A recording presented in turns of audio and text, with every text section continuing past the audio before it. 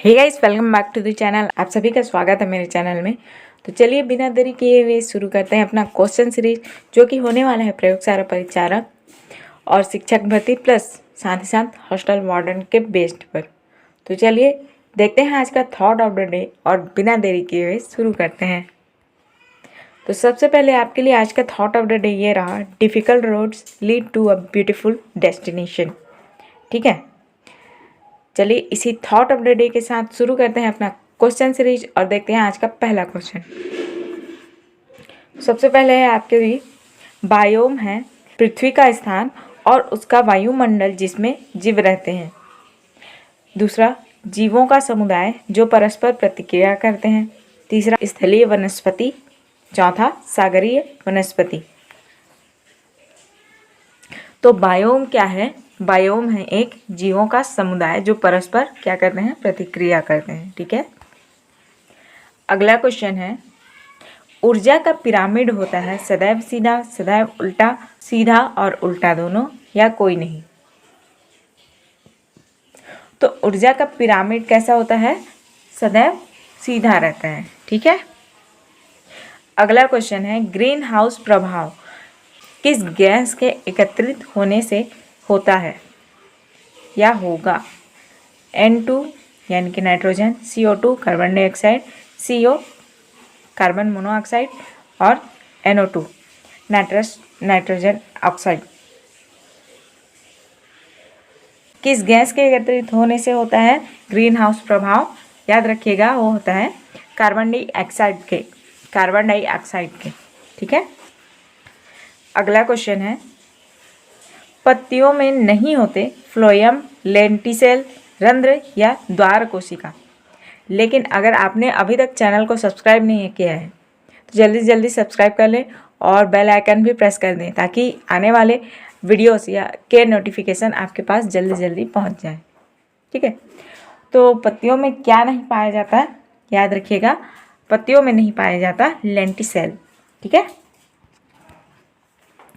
अगला क्वेश्चन है, एंटीजन है एक एंजाइम, एक प्रोटीन, एक उपजात पदार्थ, या कोई नहीं। तो एंटीजन क्या है? एक प्रोटीन है। ठीक है, अगला क्वेश्चन है, निम्न में से कौन एक प्राकृतिक ईंधन है? कोल गैस, टार, कोक या पेट्रोलियम।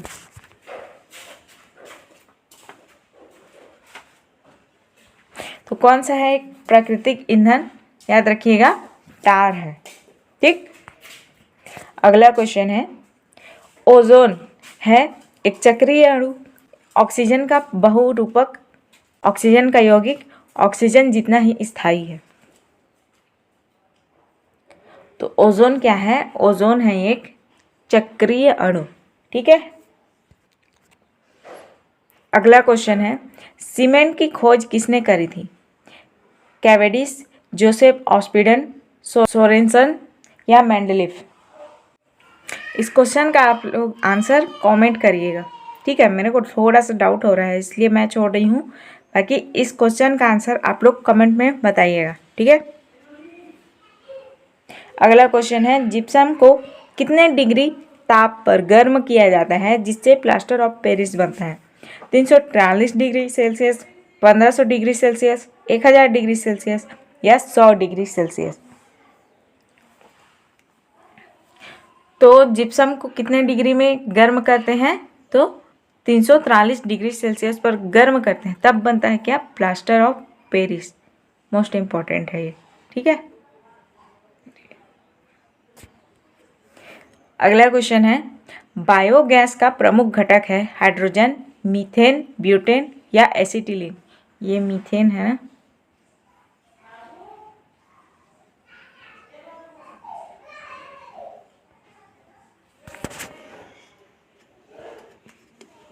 तो कौन है बायोगैस का सबसे प्रमुख घटक? याद रखिएगा, मीथेन, मीथेन या मीथेन। ठीक है, बायोगैस का प्रमुख घटक है। अगला क्वेश्चन है, भूपर्पटी में, ये भूपर्पटी है ना, सर्वाधिक पाया जाने वाला तत्व है ऑक्सीजन, नाइट्रोजन, मैग्नीशियम या सिलिकॉन। तो भूपर्पटी में सबसे ज़्यादा तत्व, ठीक है, सर्वाधिक तत्व कौन सा पाया जाता है? मैग्नीज पाया जाता है, ठीक है। ये नीज होगा ना, टाइपिंग मिस्टेक हो गया है थोड़ा थोड़ा, छोड़िए उसको। अगला क्वेश्चन है, प्रायद्वीपीय पठार का आकार कैसा है? वर्गाकार, त्रिभुजाकार, आयताकार या कोई नहीं?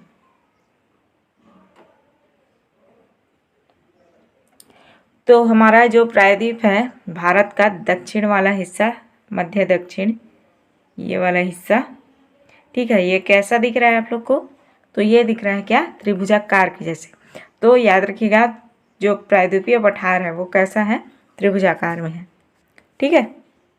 अगला क्वेश्चन है, छत्तीसगढ़ के किस स्थान पर किसान शॉपिंग मॉल स्थापित किया गया है? राजनांदगांव मंडी, अंबिकापुर मंडी, बिलासपुर मंडी या जगदलपुर मंडी?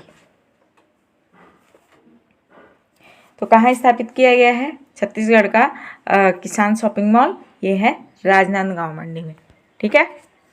अगला क्वेश्चन है, कृषि एवं संबंधित क्षेत्र में कौन सा क्षेत्र शामिल नहीं है? खनन, पशुपालन, वन उद्योग या मछली उद्योग?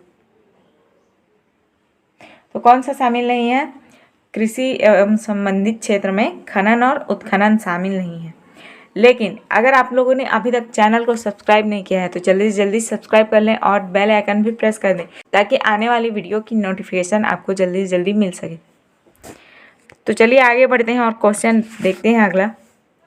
अगला है, छत्तीसगढ़ में लोग अर्थव्यवस्था के किस क्षेत्र में अत्यधिक कार्य करते हैं या अधिक कार्य करते हैं? कृषि, उद्योग, परिवहन या बैंकिंग? तो किस क्षेत्र में अधिक कार्य करते हैं? कृषि क्षेत्र में करते हैं, ठीक है। अगला क्वेश्चन है, राज्य में लगभग कितने प्रतिशत रोजगार कृषि पर निर्भर हैं? 70, 60, 50 या 80?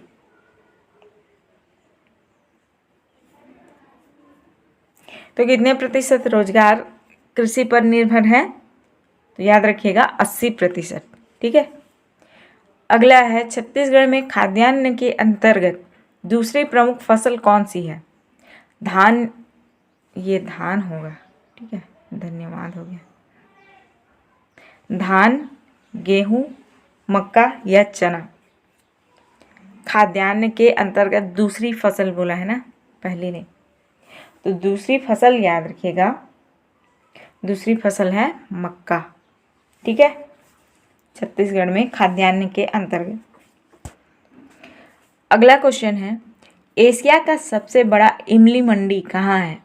कांकेर, राजनांदगांव, जगदलपुर या कोंटा?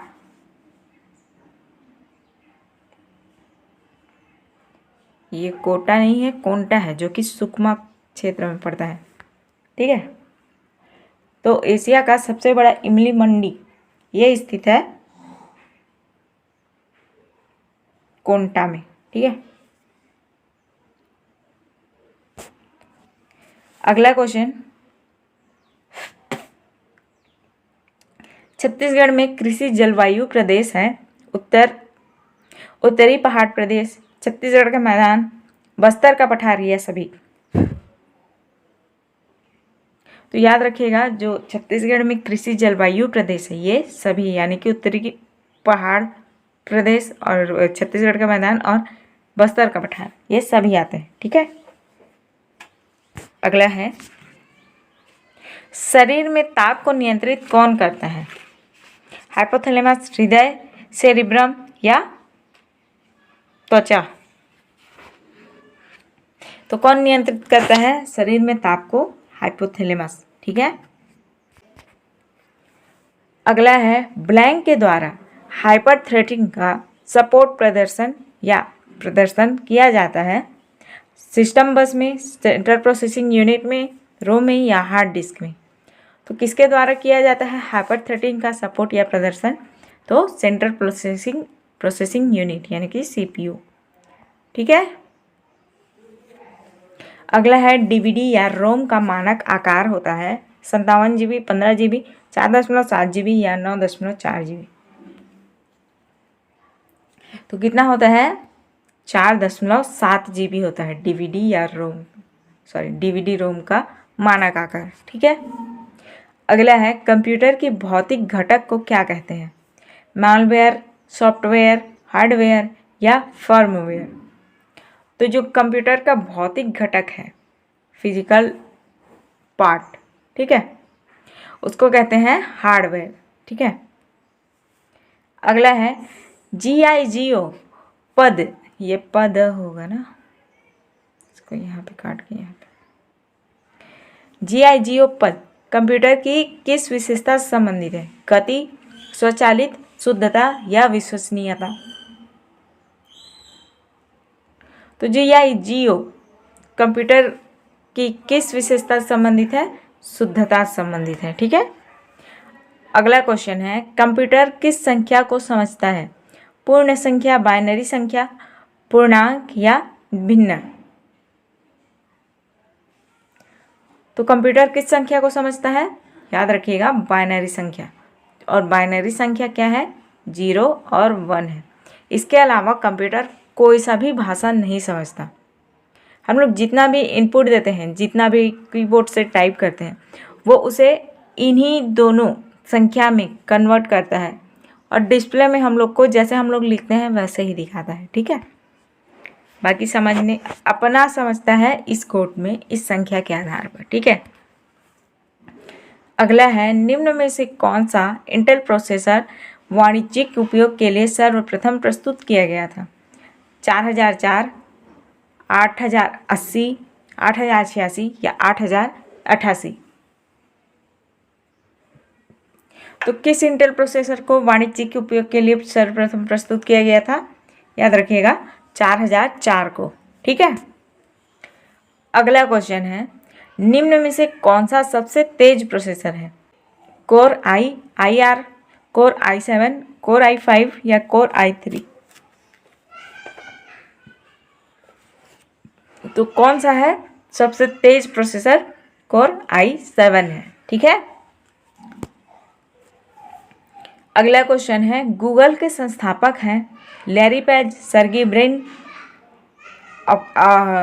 कूट है आपके पास, ना तो एक और ना ही दो, दूसरा एक और दो दोनों, तीसरा केवल एक, तीसरा केवल दो या चौथा केवल एक।